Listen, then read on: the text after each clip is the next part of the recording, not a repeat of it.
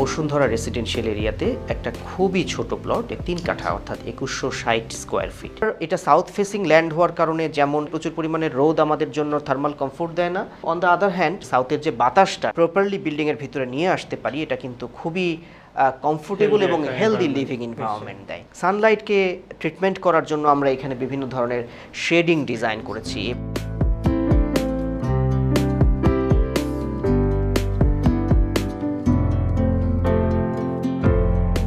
এটা ছিল আমাদের খুব রাফ ফাস্ট কনসেপচুয়াল একটা স্কেচ, এবং এই কনসেপচুয়াল স্কেচের মধ্যে দেখা যাচ্ছে যে এই যে কর্নারে এখানে আমরা একটা ওপেন স্পেস তৈরি করার একটা ইন্টেনশন দেখাচ্ছি।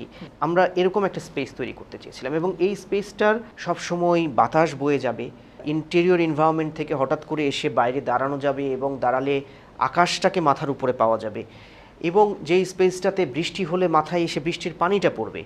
এই ইন্টারনাল যে স্টেয়ারটাকে আমরা সম্পূর্ণ বিল্ডিং থেকে বাইরে বের করে নিয়ে চলে আসলাম, এবং এটা টেরাসের সাথে ইনকর্পোরেট করলাম, যেটা আমরা এই যে কনক্রিট হলো ব্লকের যে স্ট্রাকচারটা আমরা দেখছি, এই বিল্ডিংয়ের কর্নারে যে স্পেসটা আমরা দেখছি, এখানে ওই স্টেয়ারটাকেও নিয়ে আসলাম। গ্রাউন্ড ফ্লোরে এসেছে পার্কিং, 2 বেডরুম একটা স্টুডিও অ্যাপার্টমেন্ট রয়েছে ফার্স্ট ফ্লোরে, এবং সেখানে একটা ডাবল হাইট স্পেস তৈরি করেছি। এন্ট্রিতে যেমন একটা ওয়েলকামিং এবং একটা বিউটিফুল একটা স্কেল তৈরি করছে, অন দ্য আদার হ্যান্ড এই স্কোয়ার ফিটটাকে আমি অন্যান্য ফ্লোরে ব্যবহার করতে পেরেছি। এখানে ছোট ছোট সুইং উইন্ডোজ রয়েছে, সো ভেন্টিলেশনগুলো এগুলো ওপেন করে দিলে এই রুমের ভিতর থেকে খুব চমৎকারভাবে সারাক্ষণ এই রুমের ভিতরে ভেন্টিলেশনটা সবসময় পারফোরেটেড হয়। ট্রিপ্লেক্স ইউনিটের ক্ষেত্রে একটা লোয়ার লেভেলে একটা ড্রয়িং কাম ডাইনিং স্পেস রয়েছে, এবং এই ড্রয়িং ডাইনিং স্পেসটার ভিতরে দুটো ডাবল হাইট রয়েছে, অর্থাৎ আমি নিচতলা থেকে দোতলার স্পেসের সাথে একটা ভিজুয়াল কানেক্টিভিটি তৈরি হচ্ছে।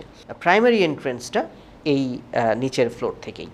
ড্রয়িং রুমে বসে থেকেই বাইরে তাকালে আমরা কিন্তু ওই টেরাসের যে গ্রিনটা, সেই গ্রিনটা আমি একদম দেখতে পাই, এবং আমার এখানে বসলে একটা অনুভূতি হয়, মনে হয় যে যেন আমি অনেক ল্যাভিশ একটা গ্রাউন্ডের মতো একটা স্পেসে বসে আছি। এই সাউথ থেকে যেই বাতাসটা ফ্লো করে আসছে, যে এই বাতাসগুলো কিন্তু পুরাটার ভিতরে টার্বুলেন্স করে এদিক থেকে বের হয়ে যাচ্ছে, এদিক থেকে বের হয়ে যাচ্ছে। দেন আমি যখন এই ইন্টারনাল স্টেয়ারটা ব্যবহার করে যখন আপার ফ্লোরে চলে আসছি, তখন আপার ফ্লোরে তাদের বাবা মা অর্থাৎ সিনিয়র সিটিজেন যারা থাকবেন তাদের জন্য একটা বেডরুম, আর আমাদের ক্লায়েন্টের ছেলে তার জন্য একটা বেডরুম রয়েছে। আবার ট্রিপ্লেক্সের আপার ফ্লোরে চলে আসি, তখন ওইখানে গিয়ে আমরা একটা ফ্যামিলি লিভিং, একটা প্রাইভেট ফ্যামিলি লিভিং, এবং তার সাথে আরও দুটো বেডরুম পাচ্ছি। এবং এই ট্রিপ্লেক্সের ভিতরে আমাদের এটা হচ্ছে লিভিং কাম ডাইনিং যে স্পেসটা। সো এইখানে এই লোকেশনে একটা ভয়েড আসছে, এবং এই লোকেশনে একটা ভয়েড আসছে, এবং এই দুটো ভয়েড আপার ফ্লোরে গিয়ে এখানে একটা ব্রিজ কানেক্টিভিটি আছে। এবং একটা খুবই ইন্টারেস্টিং বিষয় হলো যে এটা ট্রিপ্লেক্স হলেও এটা 3টা ফ্লোরেই কিন্তু লিফট থেকে আবার এন্ট্রি করা যায়। সেকশনে এখানে দেখা যাচ্ছে যে আমি যখন এই টেরাস স্পেসটাতে দাঁড়াচ্ছি, তখন কিন্তু এই উপরের এই টেরাস থেকে আবার এখানে একটা কানেকশন তৈরি হচ্ছে, অর্থাৎ ভিজুয়াল কানেকশন তৈরি হচ্ছে। আবার তার পরের ফ্লোরে চলে গেলে সেখান থেকেও আবার নিজের সাথে একটা ভিজুয়াল কানেকশন তৈরি হচ্ছে।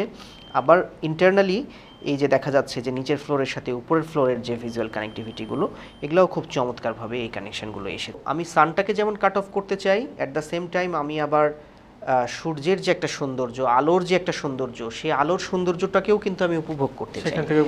তো সেই জায়গা থেকে আমরা একটা ব্লক নিয়ে আসলাম, একটা নতুন ধরনের একটা ব্লক ডিজাইন করলাম। এটার ম্যাটেরিয়ালিটির জায়গা থেকে যদি বলি, তাহলে এটা মোস্টলি অ্যাসকাস কনক্রিটে কাজ করা, কিছু ব্রিক ব্যবহার হয়েছে, গ্লাসের ব্যবহার রয়েছে প্রচুর, তবে খুব কেয়ারফুলি ব্যবহার করা হয়েছে যাতে করে আমরা ক্লাইমেটের ব্যাপারগুলোকে লক্ষ্য রেখে এটাকে করতে পারি। ড্রয়িং বোর্ড থেকে বাস্তবতায় নিয়ে আসা, সেটা কিন্তু একটা অনেক বড় একটা জার্নি। আমাদের দেশে অধিকাংশ মানুষকে খুব ছোট পরিসরের জায়গাতেই থাকতে হয়, প্রতিটা ইঞ্চি জায়গা এখানে ইম্পর্টেন্ট, এবং এখানে যদি থটফুলি কাজ করা হয়, এখানে যদি একটা স্পেসকে মাল্টি লেভেল হিসেবে ব্যবহার করা হয়, যে আমার একটা জায়গা, এটা নিচের অংশে একটা ফার্নিচার আছে, উপরের অংশে আরেকটা ফ্যাসিলিটি হচ্ছে, এটা নিচে বেড আছে, উপরে ক্যাবিনেট হচ্ছে, এখানে উইন্ডো আছে, এর নিচে ক্যাবিনেটসের জায়গা তৈরি করা হচ্ছে, বা প্রত্যেকটা ফিক্সচার, প্রত্যেকটা ফার্নিচার, প্রত্যেকটা উইন্ডোর অ্যাকোমোডেশন, এবং এই সব কিছুকে প্রপারলি ডিজাইন করা এবং অ্যাকোমোডেট করা, এটা যদি খুব এফিশিয়েন্টলি করা হয়, তাহলে স্পেসের অপচয়টা হবে না।